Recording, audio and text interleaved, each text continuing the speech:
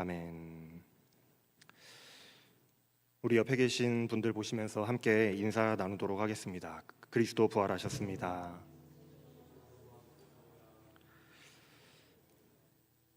네, 신명기는 이스라엘 백성들이 다시 한번 이 가나안 땅의 입성을 눈앞에 두고 다시 한번 재시도를 눈앞에 두고 40년 전에 그 실수를 반복하지 않게 하기 위해서 이스라엘 백성들로 기억하게 하고 정신 차리게 하려는 그 모세의 마지막 당부와도 같습니다.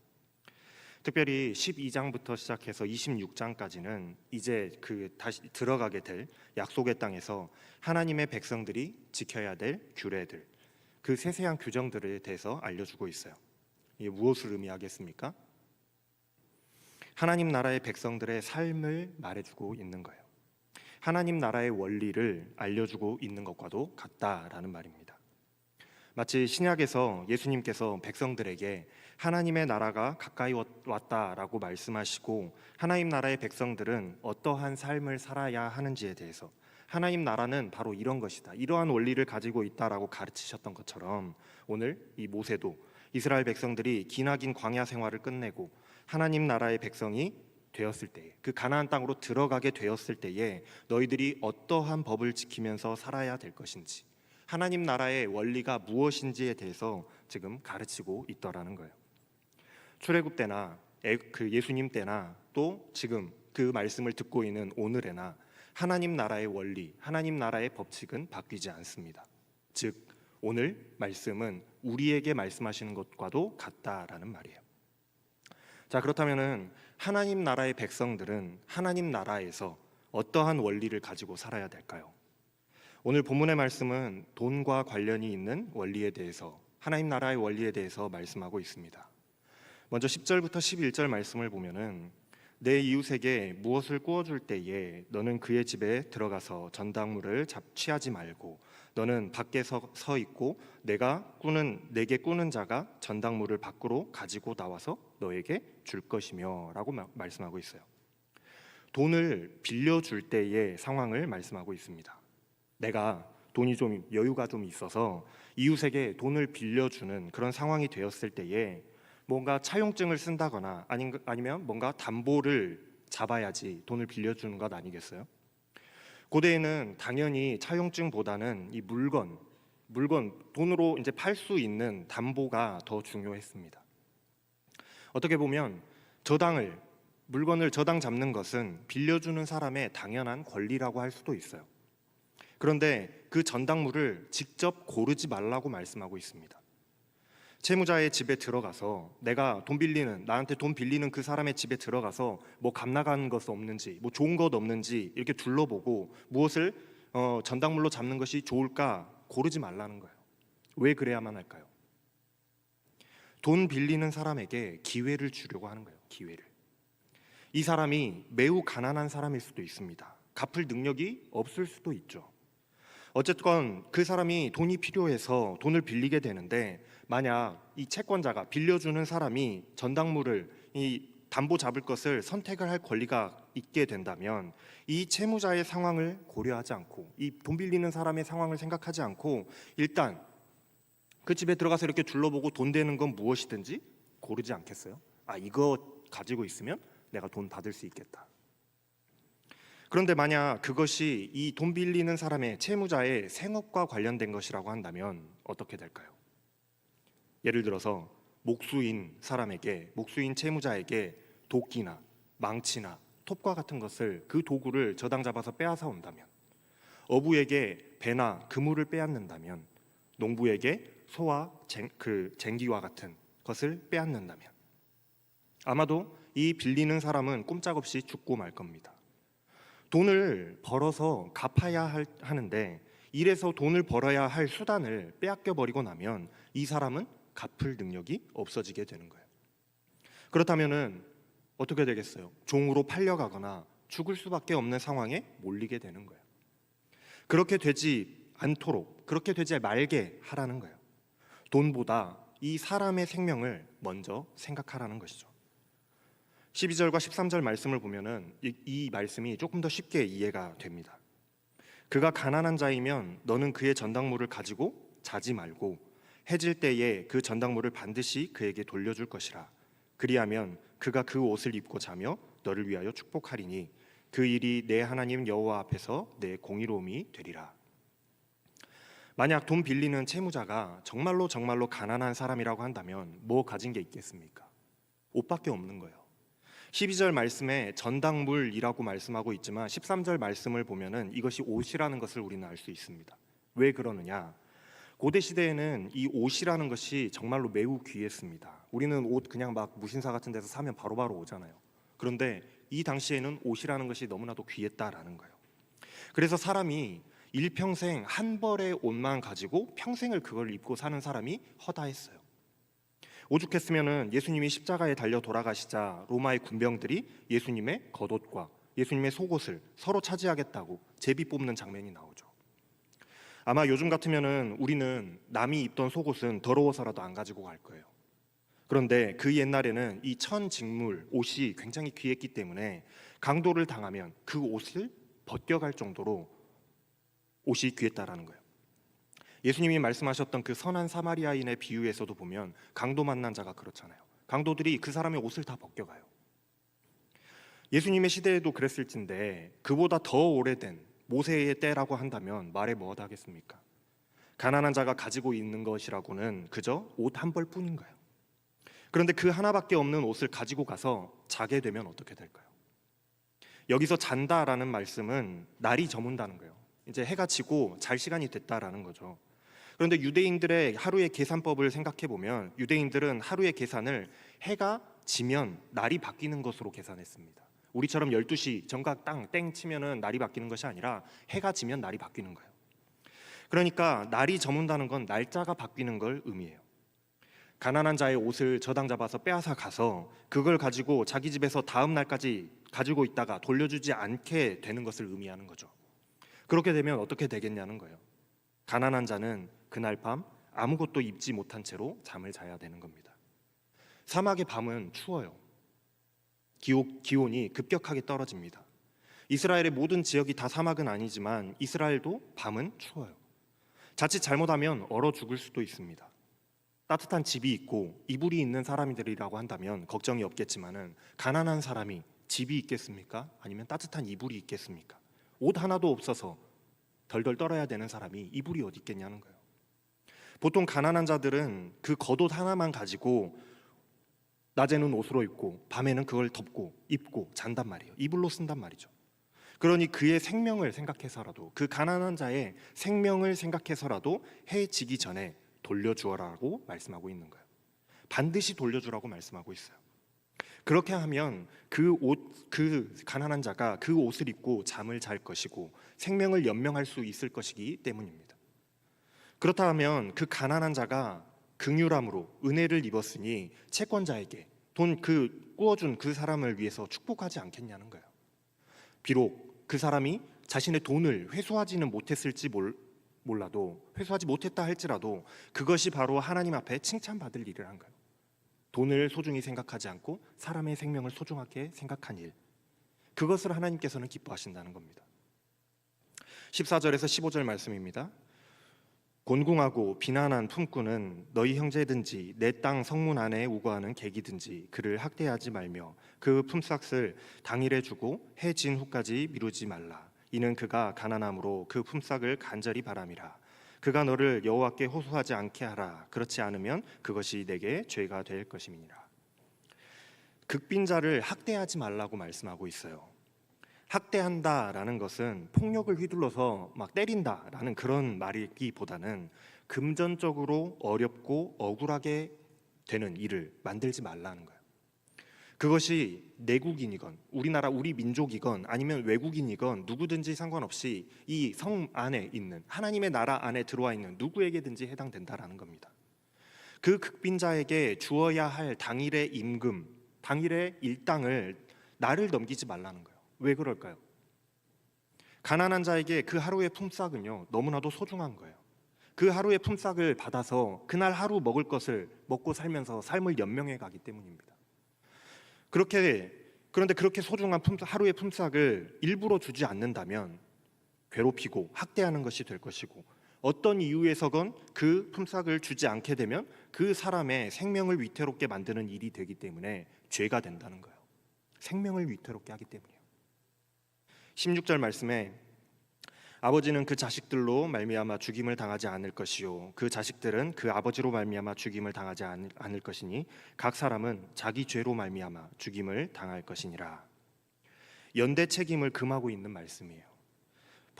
이 오늘 본문의 맥락에서는 채무에 관련된 내용으로 이해하시면 더 좋겠습니다.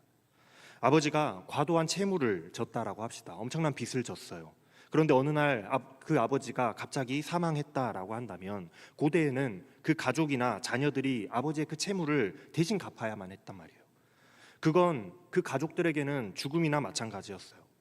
아버지의 채무로서 자녀들이 대신 노예로 전락하는 일은 그런 일들이 발생하게 된다면 거의 죽음과도 같지 않겠습니까? 반대의 경우에도 마찬가지예요.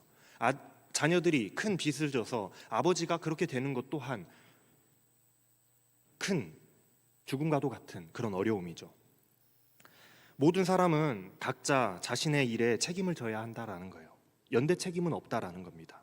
특별히 그것이 채무라면, 이 돈 빌린 것에 관한 것이라면 더더욱 그렇다는 거예요. 지난 주일에 어떤 한 청년이 찾아와서 신명기의 말씀에 대해서 질문을 했습니다. 말씀을 묵상을 하다 보니까 이 도피성 규정에 대해서 이해가 안 가는 부분이 있었대요. 지금 그 청년이 막 웃고 있는데 하나님은 모든 이들을 사랑하신대요.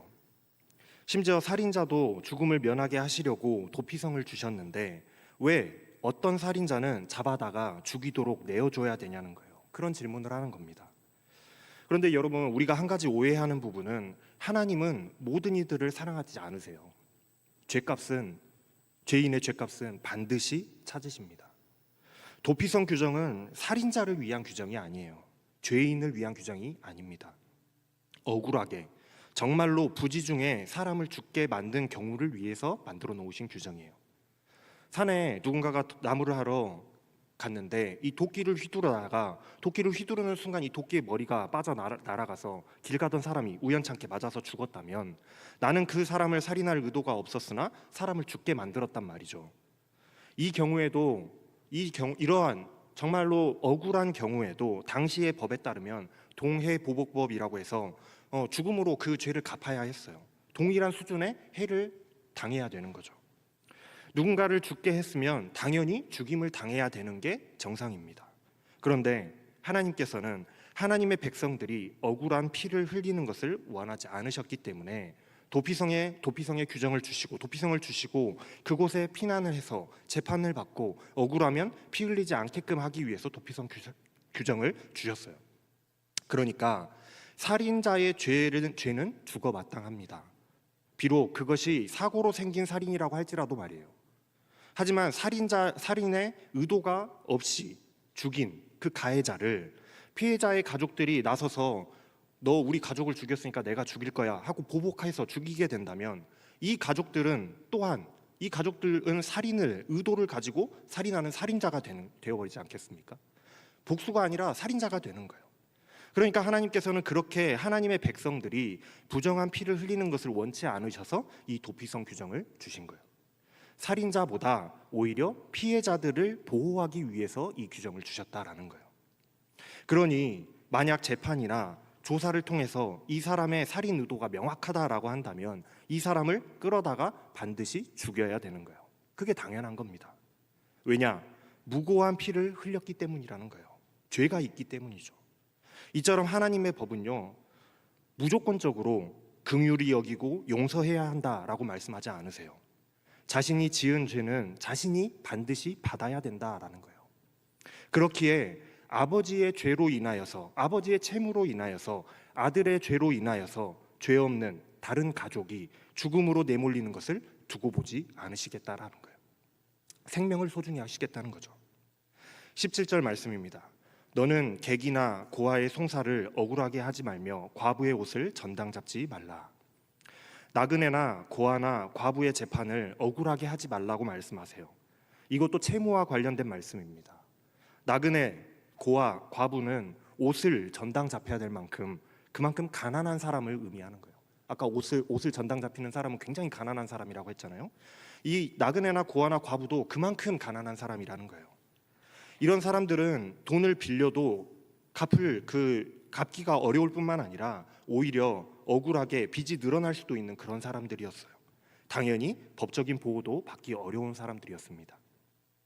그렇게 되면 이 사람들은 재판을 받고 노예로 팔려가거나 다른 집에 종으로 팔려가는 거예요.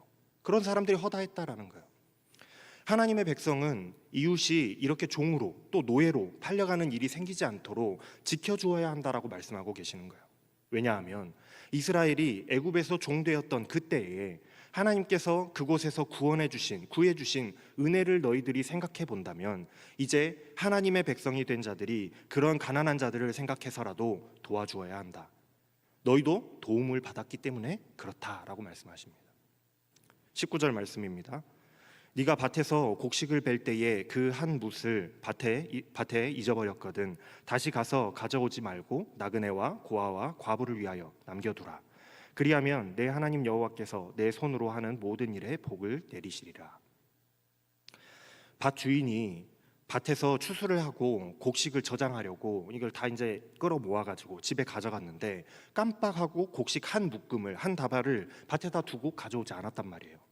분명히 내가 추수를 할 때는 20묶음을 묶어놨는데 20묶음이 있어야 되는데 집에 와서 세어보니까 19묶음밖에 없다라는 거죠. 그럼 우리 같으면 어쩝니까? 여러분들 같으면 어쩌시겠어요? 빨리 뛰어가야죠. 누가 주워가기 전에.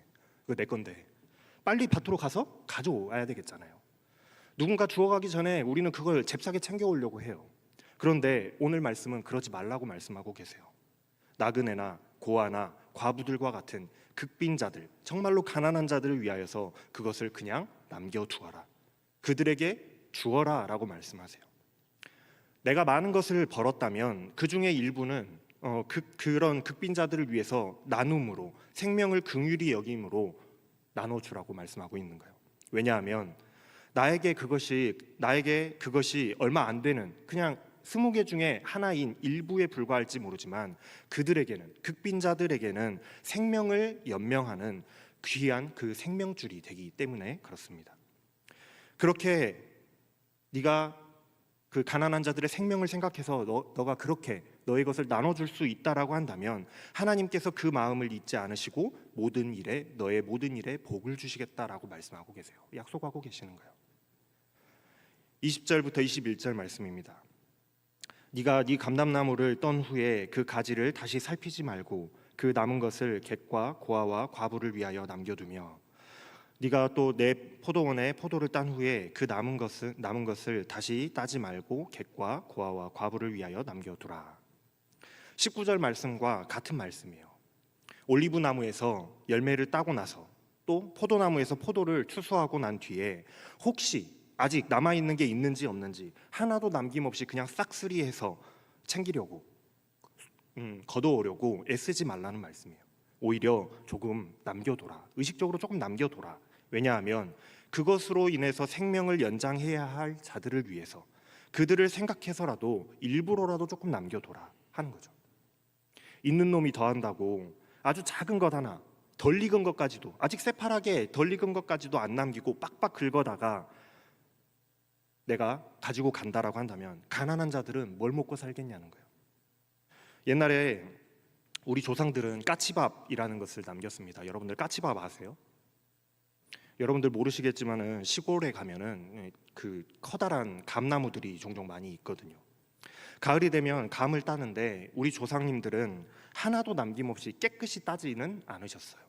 일부러 조금 따기 힘든 곳, 너무나도 높은 곳 그런 데 있는 거는 남겨두셨단 말이에요. 따려고 한다면 딸 수 있어요. 아마 여러분들 같으면 그것까지 다 땄을걸요. 그렇지만 옛날에 우리 조상들은 그걸 남겨놨다는 거예요. 그걸 까치밥이라고 해요. 새들이 먹을 것을 남겨두는 거예요. 사람만 먹고 사는 것이 아니라 새들도, 동물들도 함께 먹고 살자고 남겨놓았던 우리 조상님들의 아름다운 배려의 모습이었습니다. 바로 그런 거예요. 하지만 요즘엔 과수원 가면은 그런 일 아마 없을 겁니다. 하나도 남김없이 다 따요. 요즘 시골에 가서 과일서리 하려고 하면 큰일 납니다. 잡혀가요. 절도로 잡혀가죠. 이런 차이가 왜 생겨나는 걸까요? 은혜 때문에 그래요. 긍휼을 기억하는가의 차이가 있어요. 22절 말씀에 너는 애굽 땅에서 종 되었던 것을 기억하라. 이러므로 내가 네게 이 일을 행하라 명령하노라라고 말씀하고 계시거든요. 하나님의 백성들은 이제 하나님이 약속하신 그 가나안 땅으로 들어갑니다. 이 천국으로 들어가는 것과 비교해 볼 수가 있겠죠. 하나님의 백성들은 이제 하나님의 나라로 들어가는 거예요. 그곳에서 하나님의 나라 안에서, 가나안 땅 안에서 하나님의 백성으로서의 삶을 이제 살아가게 되는 겁니다. 그런데 젖과 꿀이 흐르는 그 약속의 땅이라고 할지라도 여전히 부자와 가난한 자가 있고 극빈하고 소외된 이웃들이 있는 거예요. 그리고 또 생겨날 거예요. 그들이 나와 무슨 상관이 있는가라고 우리가 생각할 수 있겠지만은 하나님께서도 아무 상관없던 하나님의 백성들을 긍휼히 여기심으로 종되었던 그 애굽 땅에서 건져내셔서 새로운 삶을 주셨던 것과 같이 하나님의 약속의 땅에, 하나님의 나라에 들어가게 되거든, 너희들이 들어가게 되거든 하나님께서 우리에게 주신 이웃들 또한 사랑하고 긍휼히 여기는 것이 하나님 나라의 백성들의 그 삶의 방식이고 하나님 나라의 원리다라는 것을 우리에게 알려주고 계시는 거예요. 하나님 나라에 들어가면 하나님의 사람들, 이웃들을 긍휼히 여기고 그들의 생명을 소중히 여기라는 말씀인 겁니다. 세상의 물질과 돈보다도 생명을 귀하게 여기고 소중히 생각하는 그 마음, 그것이 하나님 백성들이 가져야 할 마음이요 삶의 태도인 거예요. 우리가 지난 1월 달에 연탄 봉사를 했습니다. 벌써 오래된 이야기 같지만 얼마 안 지났어요. 그때 여러분들 많이 힘드셨죠? 연탄이 이렇게 무거웠나 싶으셨죠? 아마도 가자 막 가자고 해서 억지로 끌려갔거나 이런 걸 내가 왜 해야 되나 싶었던 그런 분들도 계셨을 거예요. 분명히 있었을 겁니다. 그런 분들은 속으로 아마 느껴지시죠. 그들이 우리와 무슨 상관이 있는가? 도대체 그 사람들이 우리와 무슨 상관이 있다고 우리가 가서 그런 일들을 해야 되는가 생각할 수 있죠. 내가 왜 모르는 사람들을 위해서 이렇게 땀 흘려야 하는가라고 생각할 수 있어요. 나에게 아무런 유익이 없는데도 말이죠. 하지만 하나님께서 내게 베푸신 그 은혜를, 하나님께서 우리들에게 베푸신 그 은혜를 생각해 본다면 우리도 내게 주어진 것의 일부를 도움이 필요한 사람들을 위해서 사용할 수 있어야 하는 거예요. 그것이 하나님이 우리에게 주신 이웃들을 사랑하는 방법입니다. 나에게 이득이 되는가를 따지기보다 그것에 앞서서, 그것보다 먼저 생명을 소중히 여기는 마음이 우리에게 필요한 거예요. 그들이 어떻게 생각하고 그들이 또 우리의 그 호의를 어떻게 받아들이는지가 중요한 것이 아니라 내가 그렇게 하나님의 법을 지키고 있는가 하는 것이 중요한 거라는 거예요. 하나님께서는 생명을 소중히 여기신다. 내가 그걸 지키고 있는가가 중요한 거라는 거예요. 오늘날 세상은 그렇습니다. 내가 받은 은혜는 기억하지 않아요. 잘 생각하지 않아요. 금방 잊어버립니다. 그래서 나는 조금도 손해보지 않으려고 해요. 남이야 죽든지 말든지 내 것을 먼저 챙기려고 합니다. 드라마나 영화에서 보면 그런 소재로 스토리가 굉장히 많이 나오죠. 정없어 보이긴 하지만 세상에서는 어쩌면 그게 당연하고 일반적인 건지도 몰라요. 세상에서는 그게 당연하다라고 이야기합니다. 남을 밟고 일어서야 되고 남보다 내가 더 많이 갖기 위해서는 남의 것을 빼앗아야 된다라고 이야기하죠. 사람보다 돈이 더 중요한 시대가 됐어요. 아니, 옛날부터 인간은 그랬습니다. 그러나 하나님의 나라는 그렇지 않다라는 거예요. 하나님 나라의 백성들은 모두가 다 하나님의 은혜를 경험하고 살아가는 사람들이잖아요. 은혜를 아는 사람들이에요. 그러니 또한 긍휼히 여길 줄도 알아야 된다라는 거예요. 내가 가진 것이 너무나도 많아서 나눠줄 수 있다라고 한다면 정말로 더욱 좋고, 그렇지 못하다 할지라도 긍휼한 마음만을 갖고서라도 가난한 자들의 생명을 먼저 생각하는 사람이 되어야 된다. 그게 바로 하나님 나라의 원리고 하나님 나라의 백성들의 삶이다. 돈과 물질보다도 생명을 먼저 생각하여서 긍휼을 베풀 수 있는 자들이 하나님의 백성들인 겁니다. 그것이 하나님 나라의 원리요, 하나님 백성의 의무인 하나님을 사랑하고 이웃을 사랑하는 방법인 거예요. 이제 우리가 또 다른 종류의 봉사 활동을 하려고 계획 중에 있어요. 언제가 될지는 잘 모르겠지만 계획하고 있는데, 그때에는 우리 청년들이 더 많이 동참하실 수 있으면 좋겠어요. 연탄 봉사 했을 때보다 더 많은 청년들이 함께 했으면 좋겠습니다. 가능하시면 물질로 후원하시고 봉사에도 참여하세요. 하지만 돈으로 후원하지 않아도 괜찮아요. 생명을 소중히 여기는 그 마음을 가지고 함께 나와서 봉사하고 나눌 수 있다면 그것이 바로 하나님 나라의 백성들의 삶의 실천인 거예요. 오늘 말씀과 같이 여러분들이 삶 속에서 긍휼의 법을 지키면서 살아가실 수 있는 저와 여러분들의 삶이 다 되실 수 있기를 주님의 이름으로 축원합니다. 기도하겠습니다.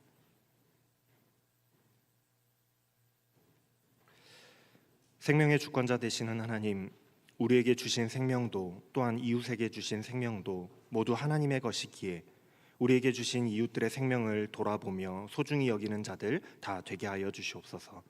세상은 비록 물질이 더 중요하다고 여기고 손해를 두려워하며 내 것을 챙기기에 급급하다 할지라도 하나님 나라의 백성된 우리는 하나님의 긍휼하심을 따라 하나님 나라의 원리를 따라 생명을 소중히 여기며 살아가는 자들 다 되게 하여 주시옵소서. 감사를 드리며 우리 주 예수 그리스도의 이름으로 기도합니다. 아멘. 일어나셔서